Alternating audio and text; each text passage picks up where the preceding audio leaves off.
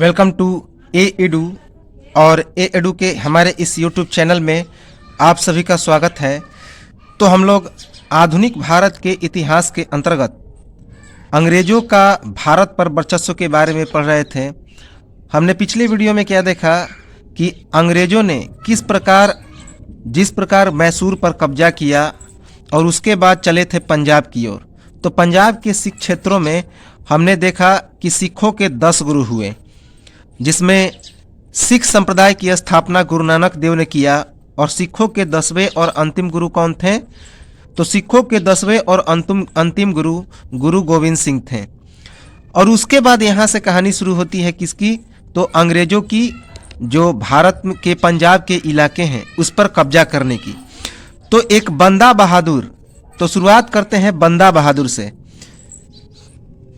बंदा बहादुर जिसका जन्म जो हुआ था वह 27 अक्टूबर 1670 ईस्वी से 27 अक्टूबर 1670 ईस्वी को हुआ था। कहाँ पे? जम्मू कश्मीर के पुंछ जिले में राजौली नामक स्थान में। तो बंदा बहादुर का जन्म, जिसे बंदा सिंह बहादुर भी कहा जाता है, तो उसका जन्म 27 अक्टूबर 1670 ईस्वी को जम्मू कश्मीर के पुंछ जिले में राजौली नामक स्थान में हुआ था। उसका बचपन का नाम या फिर वास्तविक नाम लक्ष्मण देव था। लक्ष्मण दास भी उसे कहा जाता है। तो उसका वास्तविक नाम या फिर बचपन का नाम क्या था? तो लक्ष्मण देव था। इसके पिता का नाम रामदेव भारद्वाज था। तो बंदा सिंह बहादुर के पिता का नाम क्या था? रामदेव भारद्वाज, जो कि राजपूत जाति से संबंधित थे। तो बंदा बहादुर के पिता का नाम था रामदेव भारद्वाज, जो राजपूत जाति से संबंधित थे। यह बंदा बहादुर कुश्ती और शिकार के शौकीन थे। बंदा बहादुर कुश्ती और शिकार के शौकीन थे। 15 वर्ष की अवस्था में गलती से बंदा बहादुर से एक गर्भवती हिरण की शिकार हो गई और इसी शोक में वे क्या हो गए? तो बैरागी हो गए।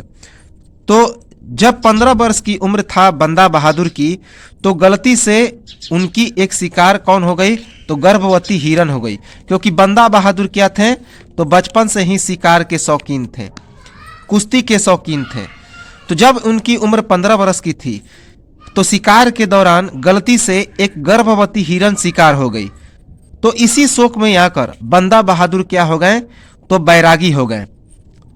बैरागी होने के बाद बंदा सिंह बहादुर गुरु बन गए। किसके? रामकी जानदास। तो जानकी रामदास उनके गुरु बन गए। और उसके बाद जानकी रामदास ने उनका क्या नाम रख दिया? तो बंदा बहादुर का नाम माधव दास कर दिया।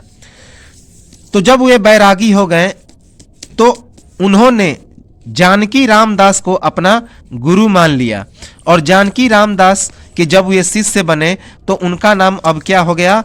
माधव दास हो गया। याद रखेंगे, माधव दास। 3 सितंबर 1708 ईस्वी को 3 सितंबर 1708 ईस्वी को महाराष्ट्र के नांदेड़ में गोदावरी नदी के तट पर गुरु गोविंद सिंह से इन्होंने उनके आश्रम में मुलाकात की। और गुरु गोविंद सिंह ने उनका क्या नाम रख दिया? तो बंदा सिंह बहादुर रख दिया।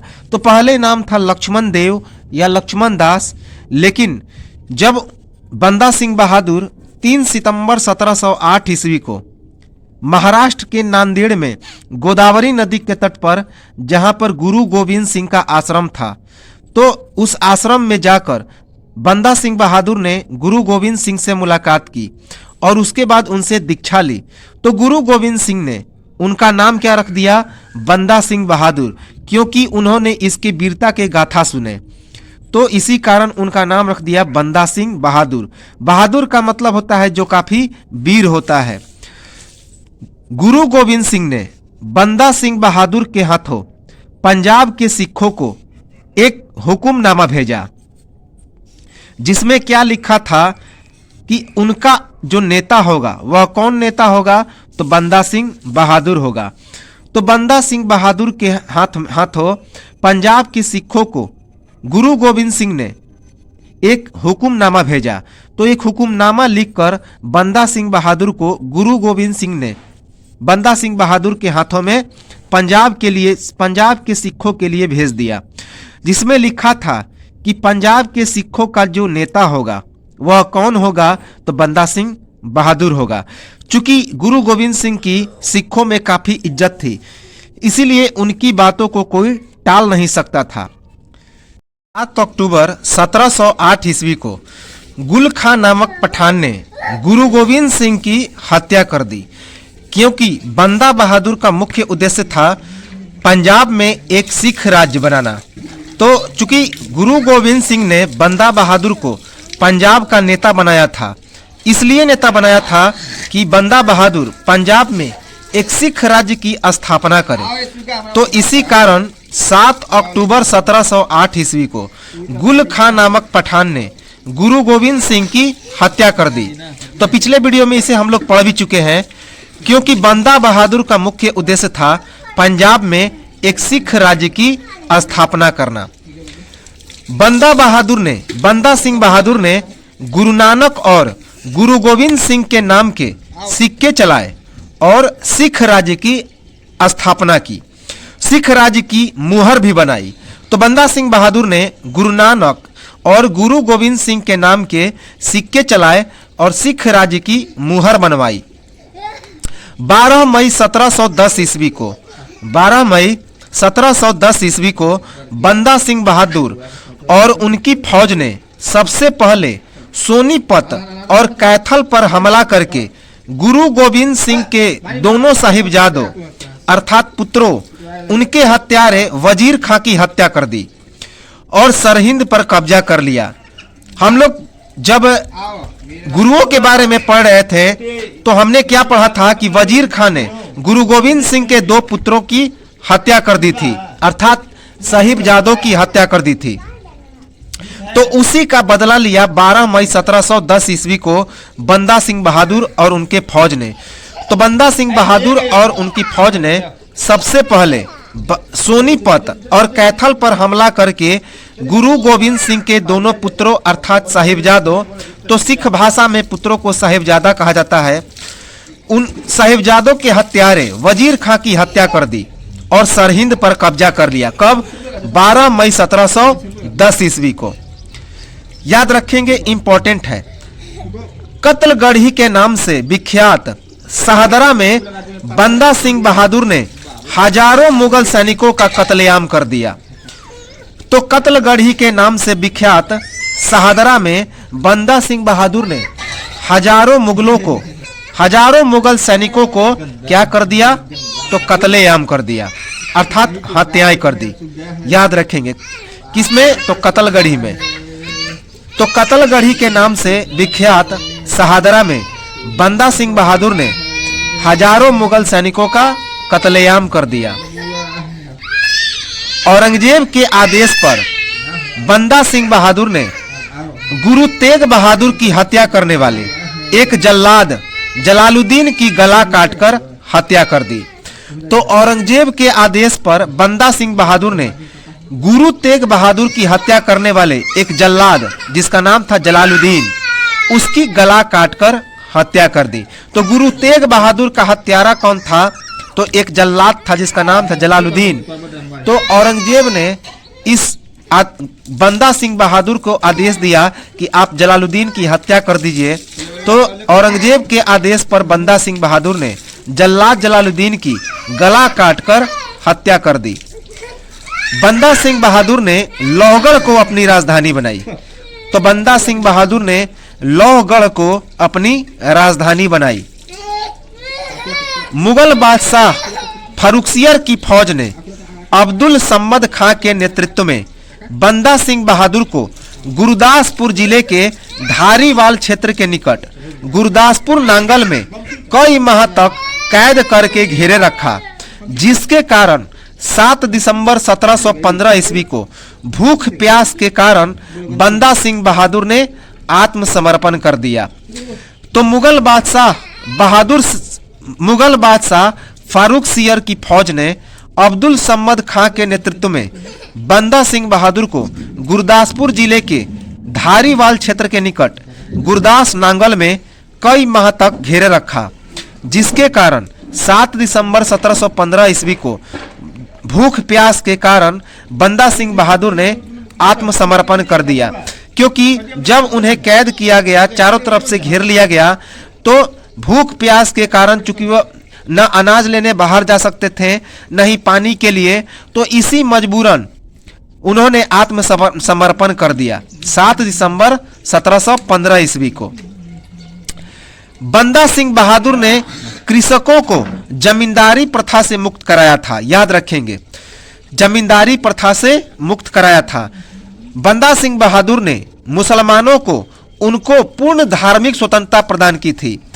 तो जो मुसलमान धार्मिक रूप से सहिष्णु थे, तो बंदा सिंह बहादुर ने उन्हें पूर्ण धार्मिक स्वतंत्रता भी प्रदान की थी। तो जब 1715 ईस्वी में ये घेरे रह गए, तो 16 जून 1716 ईस्वी को फर्रुखसियर ने बंदा बहादुर और उसके सेनापति को टुकड़े टुकड़े कर दिया। कहाँ पे? तो दिल्ली में। और इसी दरमियान फरवरी 1716 ईस्वी में 794 सिक्के को दिल्ली ले आया गया। तो उनके द्वारा चलाया गया 794 सिक्कों को कहाँ पे ले आया गया? तो दिल्ली ले आया गया। किसने ले आया? तो फर्रुखसियर ने। और 5 मार्च से 13 मार्च 1716 ईस्वी तक प्रत्येक दिन 100 सिखों को फांसी दी गई। और इस प्रकार बंदा सिंह बहादुर और उनके सैनिकों का समापन कर दिया गया। तो चूंकि 1715 ईस्वी में 7 दिसंबर 1715 ईस्वी में आत्मसमर्पण कर दिया बंदा सिंह बहादुर ने, तो 16 जून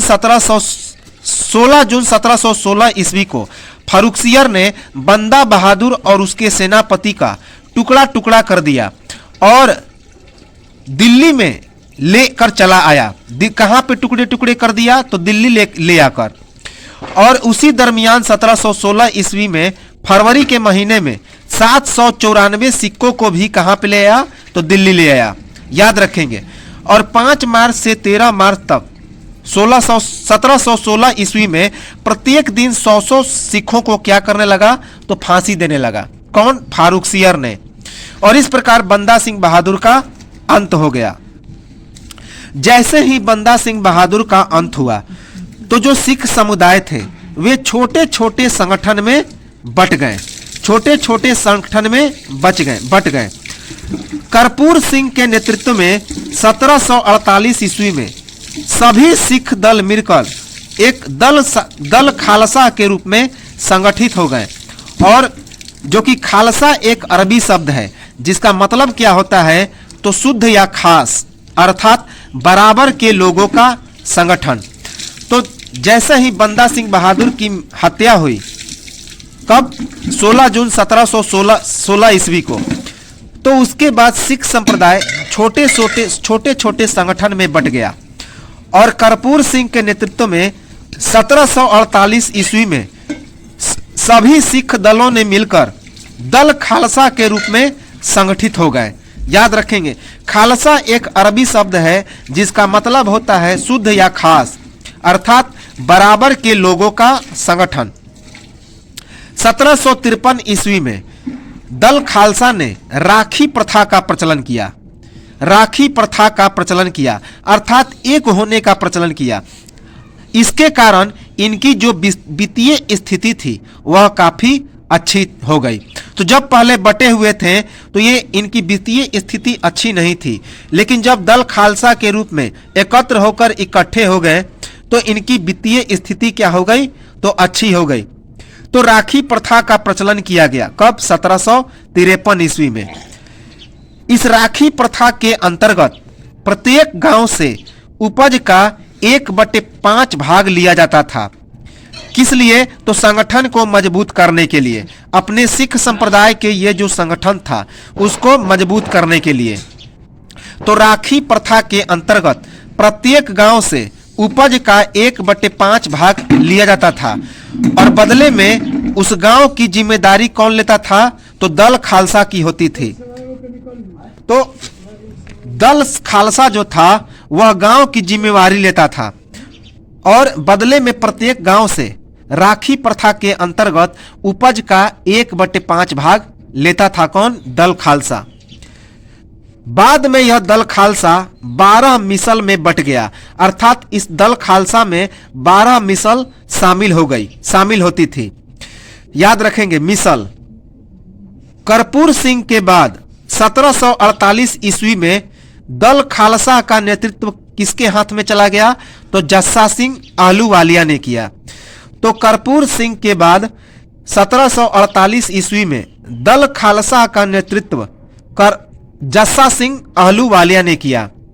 1764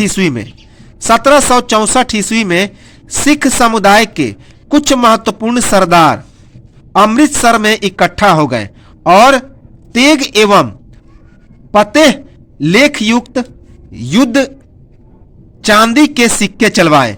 तो याद रखेंगे तेग एवं फतेह लेख युद्ध के चांदी के सिक्के चलवाए और इसी के साथ पंजाब में सिख संप्रदाय की भी स्थापना हो गई। तो 1764 ईस्वी में सिख समुदाय के कुछ महत्वपूर्ण सरदारों ने अमृतसर में इकट्ठा होकर तेग बहादुर और फतेह बहादुर के लिखे हुए युद्ध के चांदी के सिक्के चलवाए और इसी के साथ पंजाब में सिख संप्रदाय की भी स्थापना हो गई। तो सिख संप्रदाय जिन 12 मिसल में बटा हुआ था, तो वह कौन कौन सा मिसल था और उसके संस्थापक कौन थे? तो सबसे पहला सुकर चकिया मिसल, जिसके संस्थापक थे चरक सिंह। तो सुकर चकिया मिसल के संस्थापक थे चरक सिंह। उसके बाद भंगी मिसल, जिसके संस्थापक थे हरि सिंह, जिसका नाम छज्जा सिंह भी था। तो भंगी मिसल जिसके संस्थापक छज्जा सिंह थे और उनका दूसरा नाम हरि सिंह भी था। उसके बाद शहीदी मिसल, जिसके संस्थापक बाबा दीप सिंह थे। तो शहीदी मिसल के संस्थापक कौन थे? बाबा दीप सिंह। रामगढ़िया मिसल, जिसके संस्थापक जस्सा सिंह रामगढ़िया थे। तो रामगढ़िया मिसल के संस्थापक कौन थे? जस्सा सिंह रामगढ़िया। करोड़ सिंधिया मिसल के संस्थापक भुगेल सिंह थे। सिंहपुरिया मिसल के संस्थापक नवाब कपूर सिंह थे। आहलूवालिया मिसल के संस्थापक जस्सा सिंह आहलूवालिया थे। कन्हैया मिसल के संस्थापक जयसिंह थे। निसला वालिया मिसल के संस्थापक सरदार संगत सिंह थे। फुलकिया मिसल के संस्थापक फूल सिंह, जिसे सिंधु जाट चौधरी के नाम से जाना जाता है, तो फूल सिंह या सिंधु जाट चौधरी थे। उले वालिया मिसल के संस्थापक गुलाब सिंह थे और 12वां जो मिसल था नकाई मिसल, उसके संस्थापक हीरा सिंह थे। तो यह सिख संप्रदाय के 12 मिसल थे और उनके संस्थापक हुए। याद रखेंगे, जो कि 1748 ईस्वी में जस्सा सिंह आहलूवालिया के नेतृत्व में कर्पूर सिंह के बाद इस दल खालसा का नेतृत्व किया गया। सभी 12 मिसलों में 5 मिसल कौन कौन? तो सुकर चकिया, भांगी, आहलूवालिया, कन्हैया और नकाई, ये पांचों मिसल जो थे बेहद शक्तिशाली थे। याद रखेंगे, जिसमें भांगी जो हमारा मिसल था वह सबसे शक्तिशाली था, भांगी मिसल। तो याद रखेंगे कि सभी 12 मिसलों में 5 जो मिसल थे वे शक्तिशाली थे। कौन कौन? तो सुकर चकिया, भांगी, आहलूवालिया, कन्हैया और नकाई, जिसमें भांगी जो मिसल था वह सबसे शक्तिशाली था। याद रखेंगे, इंपॉर्टेंट है। रावी और चिनाब के बीच सुकर चकिया मिसल से संबंधित था महाराजा रणजीत सिंह। याद रखेंगे, महाराजा रणजीत सिंह, और यहीं से पंजाब में वास्तविक सिख राज्य की स्थापना होती है। इंपॉर्टेंट है। तो रावी और चिनाब के बीच सुकर चकिया मिसल था। जिसी से संबंधित था कौन? तो महाराणा रणजीत सिंह, जो वास्तविक क्या थे? तो सिख संप्रदाय के संस्थापक थे। तो महाराणा रणजीत सिंह और सिख राज्य 1792 ईस्वी से लेकर 1839 ईस्वी तक महाराजा रणजीत सिंह का शासनकाल चलता है और उसके अंतर्गत सिख राज्य का समुदाय चलता है। तो उसे हम लोग देखें महाराणा रणजीत सिंह, महाराजा रणजीत सिंह और सिख राज्य के बारे में, जो कि 1792 ईस्वी से लेकर 1839 ईस्वी तक चलता है। सुकर चकिया मिसल के नेता महासिंह के यहाँ 1780 ईस्वी में महाराजा रणजीत सिंह का जन्म हुआ। कब? 2 नवंबर 1780 ईस्वी को गुजरावाला क्षेत्र में। तो गुजरावाला क्षेत्र में सुकर चकिया मिसल के नेता थे महासिंह। तो उन्हीं के यहाँ 2 नवंबर 1780 ईस्वी को महाराजा रणजीत सिंह का जन्म हुआ। याद रखेंगे, बचपन में रणजीत सिंह का विवाह किससे कर दिया गया? तो कन्हैया मिसल की कन्या, उनसे कर दिया गया। तो कन्हैया मिसल की एक कन्या थी, उससे बचपन में ही रणजीत सिंह का विवाह कर दिया गया। पत्नी के माध्यम से रणजीत सिंह को दहेज के रूप में कन्हैया मिसल के सभी प्रदेश मिल गए थे। तो पत्नी के माध्यम से रणजीत सिंह को कन्हैया मिसल के सभी प्रदेश दहेज के रूप में मिले हुए थे। 12 वर्ष की अवस्था में पिता महासिंह के निधन से रणजीत सिंह सुकर चकिया मिसल के प्रमुख बन बैठे। तो जब इनकी उम्र 12 वर्ष थी तो इनके पिता महासिंह का निधन हो गया और उसी के बाद रणजीत सिंह सुकर चकिया मिसल के प्रमुख बन गए। महाराजा रणजीत सिंह के दादा का नाम चरक सिंह था। तो महाराजा रणजीत सिंह के दादा का क्या नाम था? चरक सिंह। महासिंह गुजरावाला, अर्थात जो कि पहले उस समय पाकिस्तान में था, तो गुजरावाला पाकिस्तान क्षेत्र के से संबंधित थे। याद रखेंगे, 1797 ईस्वी में रणजीत सिंह ने रावी तथा चिनाब प्रदेशों का कार्यभार संभाला। तो 1797 ईस्वी में महाराजा रणजीत सिंह ने रावी और चिनाब प्रदेशों का कार्यभार संभाल लिया। अफगानिस्तान के शासक जमान शाह ने 1779 ईस्वी में सिखों पर आक्रमण किया और रणजीत सिंह ने अफगानी सेना को पीछे खदेड़ दिया और वापस जाते समय जमान शाह की 12 तोपें चिनाब नदी में गिर गई। तो अफगानिस्तान के शासक जमान शाह ने 1749 ईस्वी में सिखों पर आक्रमण किया, लेकिन रणजीत सिंह ने अफगानी सेना को पीछे खदेड़ दिया। लेकिन जब वापस जाने लगे जमान शाह और उनकी सेना, तो उनकी 12 तोपें चिनाब नदी में गिर गई।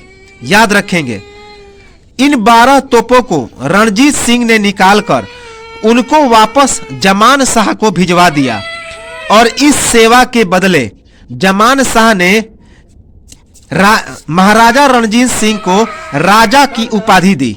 याद रखेंगे, राजा की उपाधि दी और लाहौर को अपना सूबेदार मान लिया।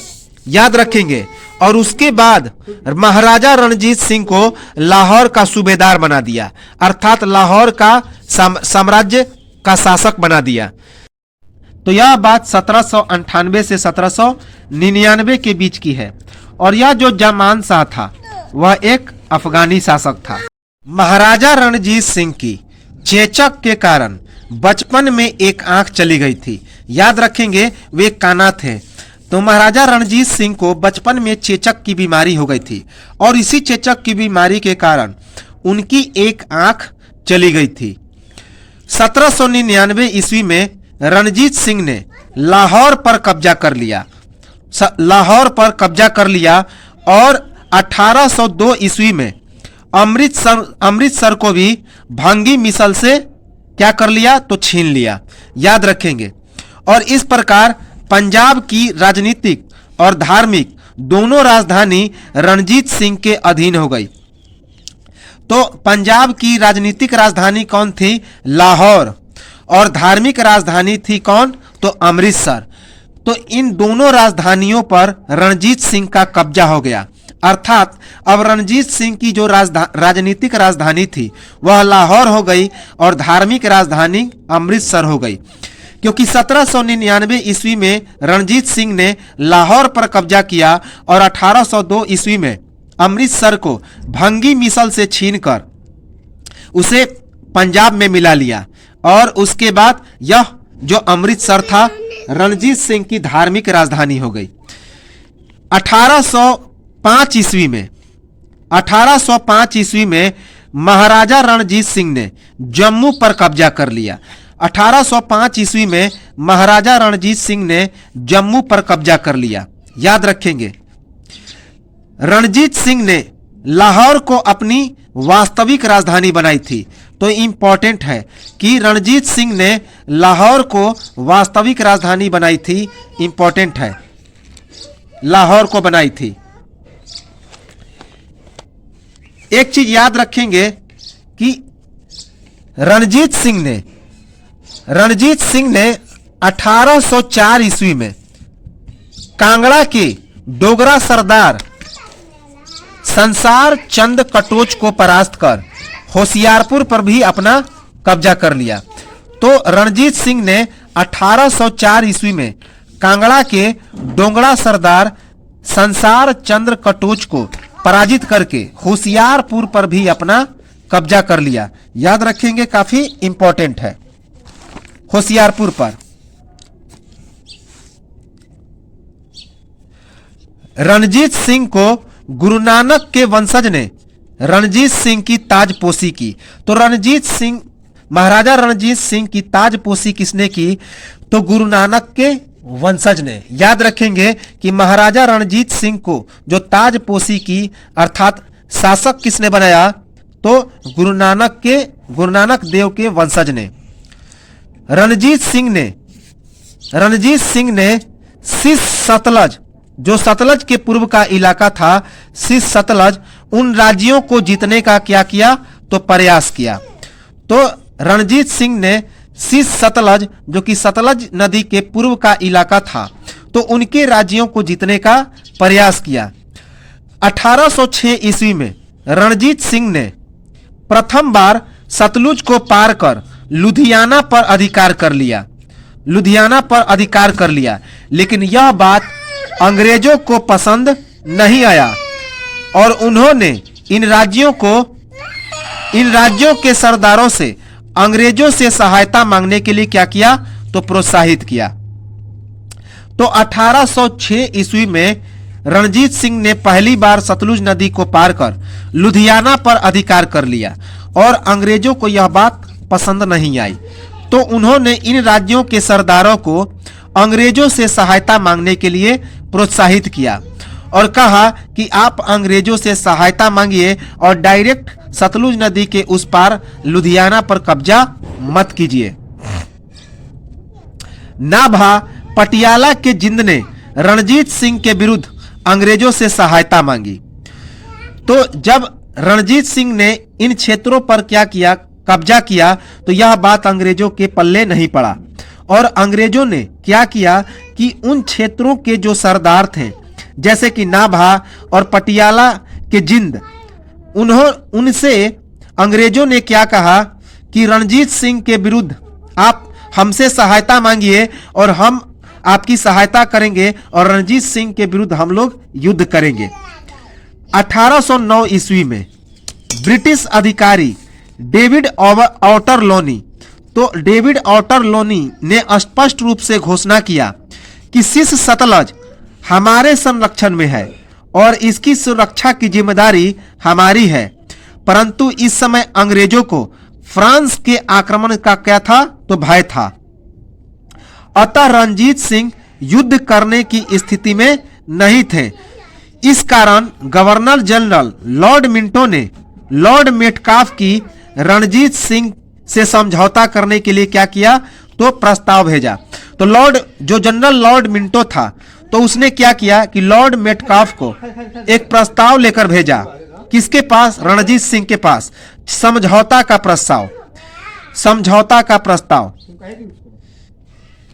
25 अप्रैल 1809 ईस्वी को लॉर्ड मेटकाफ के नेतृत्व में अमृतसर की संधि रणजीत सिंह के साथ हुई, जिसमें सतलज नदी का पूर्ण क्षेत्र अंग्रेजों को प्राप्त हो गया। तो यही समझौता करना चाहता था यह जो जनरल लॉर्ड मिंटो था, कि उस समय चूंकि भय था किसका? फ्रांसीसियों का, तो वह महाराजा रणजीत सिंह से युद्ध करना नहीं चाहता था। तो इसी भय से यह जो लॉर्ड मिंटो था वह लॉर्ड मेटकाफ को रणजीत सिंह से समझौता करने के लिए भेजा और 25 अप्रैल 1809 ईस्वी को लॉर्ड मेटकाफ के नेतृत्व में अमृतसर की संधि हुई। किसके साथ? महाराजा रणजीत सिंह के साथ, जिसमें सतलज नदी का जो पूर्वी क्षेत्र है वह अंग्रेजों को प्राप्त हो गया। याद रखेंगे, अंग्रेजों को प्राप्त हो गया। और अमृतसर की संधि में सतलज नदी के उत्तर के 45 परगनों पर अंग्रेजों ने रणजीत सिंह का आधिपत्य स्वीकार कर लिया और इस प्रकार इस अमृतसर की संधि में सतलज नदी के उत्तर का क्षेत्र, उत्तर के 45 परगनों पर किसका अधिकार हो गया? तो रणजीत सिंह का अधिकार हो गया। तो अमृतसर की संधि किसके किसके बीच हुई? तो रणजीत सिंह और लॉर्ड मेटकाफ के बीच 25 अप्रैल 1809 ईस्वी। यह पूछा जाता है एग्जाम में, काफी इंपॉर्टेंट है। इस संधि के तहत सतलुज नदी का जो पूर्वी क्षेत्र है वह अंग्रेजों को मिला, जबकि उत्तर के क्षेत्र के 45 परगनों पर किसका अधिकार हुआ? तो महाराजा रणजीत सिंह का अधिकार हो गया। याद रखेंगे, इंपॉर्टेंट है, वेरी इंपॉर्टेंट है। महाराजा रणजीत सिंह ने गोरखा सरदार अमर सिंह थापा को भी परास्त किया। तो महाराजा रणजीत सिंह ने गोरखा सरदार अमर सिंह थापा को भी परास्त कर दिया। महाराजा रणजीत सिंह ने अफगानों को उत्तर पश्चिम पंजाब की ओर खदेड़ दिया। तो महाराजा रणजीत सिंह ने अफगानों को उत्तर पश्चिम पंजाब की ओर क्या कर दिया? तो खदेड़ दिया। महाराजा रणजीत सिंह का राज्य 4 साम्राज्य में बटा हुआ था। कौन कौन? पेशावर, कश्मीर, लाहौर और मुल्तान। तो महाराजा रणजीत सिंह का जो राज्य था वह 4 प्रांतों में बटा हुआ था। कौन कौन? कश्मीर, लाहौर, पेशावर और मुल्तान।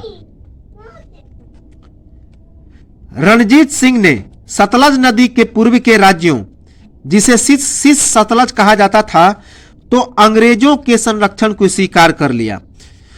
याद रखेंगे कि इसी जो समझौता हुआ था अमृतसर की संधि, तो इसमें रणजीत सिंह ने सतलज नदी के पूर्व के राज्यों, जिसे शीर्ष सतलज कहा जाता था, तो उस पर अंग्रेजों के आधिपत्य को स्वीकार कर लिया, जबकि उत्तर के 45 परगनों पर रणजीत सिंह के आधिपत्य को अंग्रेजों ने स्वीकारा। और इन क्षेत्रों पर महाराजा रणजीत सिंह ने आक्रमण न करने का वचन दिया, कि महाराजा रणजीत सिंह ने वचन दिया कि इस शीर्ष सतलज के क्षेत्र पर हम कभी आक्रमण नहीं करेंगे। और उसके बाद दोनों ने एक दूसरे के मित्र बने रहने का वायदा किया। यह अमृतसर की संधि के तहत निर्णय लिया गया। 1809 ईस्वी में रणजीत सिंह ने डोगरा सरदार जिसका क्या नाम था? तो संसार चंद्र कटोच, उससे कांगड़ा जीत लिया और उसके बाद होशियारपुर पर भी कब्जा कर लिया। ये चीजें हम लोग देख चुके। रणजीत सिंह ने 1818 ईस्वी में मुल्तान को जीता, 1819 ईस्वी में कश्मीर को जीता, 1821 ईस्वी में डोरागा जी खां, डेरा इस्माइल खां और लेह पर कब्जा किया, जबकि 1834 ईस्वी में पेशावर को जीत गया। तो महाराजा रणजीत सिंह ने 1818 ईस्वी में मुल्तान पर कब्जा किया, मुल्तान को जीत लिया। 1819 ईस्वी में कश्मीर को जीत लिया। 1821 ईस्वी में मंडेरा गाजी, तो याद रखेंगे ईस्वी में मंडेरा गाजी, डेरा गाजी पर कब्जा किया। डेरा इस्माइल खां पर कब्जा किया, लेह पर कब्जा किया और 1834 ईस्वी में पेशावर पर भी कब्जा किया। रणजीत सिंह ने अफगान शासक शाह शुजा को आत्म मोहम्मद के चंगुल से क्या कर लिया, तो छुड़ा दिया, जिसने शाह शुजा को शेरगढ़ के किले में बंदी बनाकर रखा था। याद रखेंगे, बंदी बनाकर रखा था। इससे खुश होकर शाह शुजा की पत्नी ने रणजीत सिंह को कोहिनूर हीरा प्रदान किया। याद रखेंगे, यह जो शाह शुजा था अहमद शाह अब्दाली का पुत्र था, तो ईरानी शासक अहमद शाह अब्दाली का पुत्र था। तो रणजीत सिंह ने अफगान शासक शाह शुजा को आत्म मोहम्मद के चंगुल से क्या कर लिया, तो छुड़ा दिया। इससे खुश होकर शाह शुजा की पत्नी ने महाराजा रणजीत सिंह को कहां से छुड़ाया था, तो शेरगढ़ के किले से छुड़ाया था। शेरगढ़ के किले में आत्म मोहम्मद ने शाह शुजा को बंदी बनाकर रखा था, तो उसी शेरगढ़ के किले से महाराजा रणजीत सिंह ने शाह शुजा को क्या कर दिया, तो छुड़ा दिया। इससे खुश होकर शाह शुजा की पत्नी ने रणजीत सिंह को कोहिनूर हीरा प्रदान किया। याद रखेंगे, इंपॉर्टेंट है, कोहिनूर हीरा।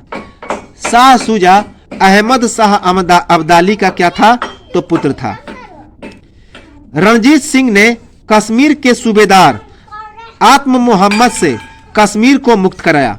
तो अब पूछा जाएगा कि आत्म मोहम्मद कौन था, तो कश्मीर का सूबेदार था और इसने कश्मीर पर भी कब्जा कर रखा था।